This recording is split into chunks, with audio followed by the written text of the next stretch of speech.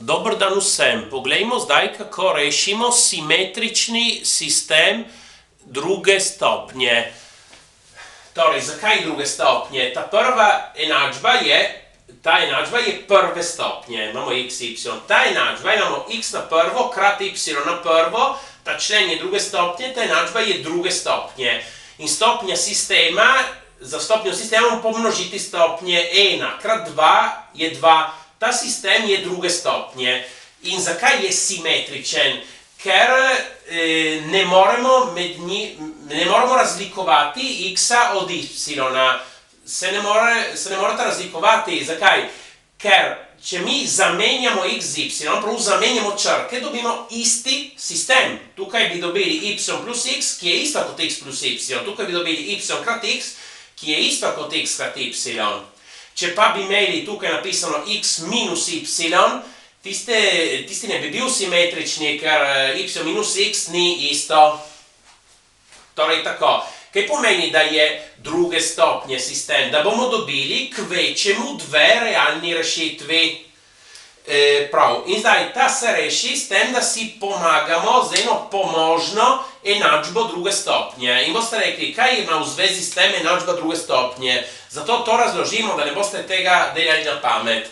Torej, na primer, vzamemo upoštev x na drugo plus 5x plus 6. Vi lahko z Vietovim pravilom razstavite ta polinom. Iščite dve števili, taki da njun produkt je 6, njuna vsota je 5. Je jasno, ti dve števili sta 2 in 3. 2 krat 3 je 6, 2 plus 3 je 5. Torej to z Vietovim pravilom lahko razstavimo kot x plus 2 krat x plus 3. Če pa vi postavite, da ta polinom druge stopnje je enak nič in rabite formulo za reševanje, lahko napravite, če želite, boste dobili kot rešitvi minus 2 in minus 3. In potem bi rekli, kako, tukaj minus 2, minus 3, tukaj 2 in 3, nekaj ne gre. V resnici je vse pravilno. Zakaj? Ta polinom smo postavili enak nič, ta polinom je isto kot x plus 2 krat x plus 3. Torej lahko rešimo, da to je enako nič. In kdaj je produkt enak nič? Ko je prvi faktor enak nič ali drugi faktor enak nič? Torej, ko x plus 2 enak nič ali ko x plus 3 enak nič? X plus 2 enako nič mi da, da x je minus 2. X plus 3 enako nič mi da, da x je minus 3. Torej, te dve vrednosti sta x1 in x2 rešitvi polinomske enačbe. In zdaj opazimo to, torej x1 plus x2 je minus 5, x1 krat x2 je plus 6. Torej razumemo, tukaj to lahko napišemo v obliki x na drugo minus vsota rešitev x plus produkt rešitev. In torej to bomo tukaj aplicirali, ker tukaj imamo vsoto in produkt. Samo zdaj ne bomo rabili izmere x, ker x je že tukaj. Bomo rabili eno novo neznanko, recimo t.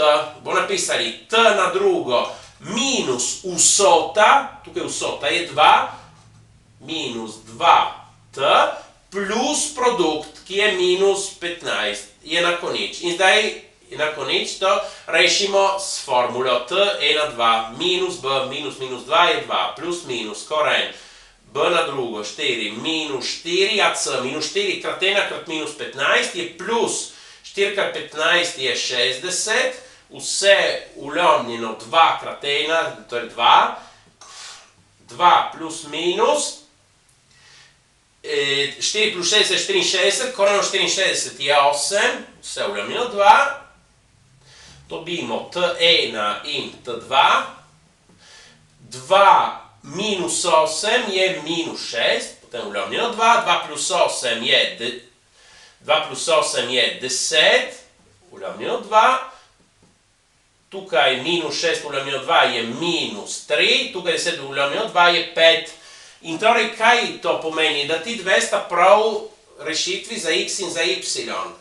X je enako minus 3, y je enako 5. Ampak se moramo spomniti, da sistem je simetričen. X in y se ne morata med sabo razlikovati. Torej, rešitev je tudi ta, da mi zamenjamo vrednosti x-ov in y-ov. Tukaj za x damo 5 in za y damo minus 3. Tako smo dobili dve rešitvi. Ta sistem je do druge stopnje, bo imel največ dve realni rešitvi, smo jih dobili dve, torej drugih rešitev ne bo vsekakor. In zdaj, če hočete tudi kontrolirati, če se ujeme vse, je zelo lahko. X krat y minus 3 krat 5 ali 5 krat minus 3 je minus 15. V redu, x plus y mora biti 2, minus 3 plus 5 je 2, 5 plus minus 3, 5 minus 3 je tudi 2, smo v redu. Te so rešitve. Prosim, všečkajte in upišite se. Hvala.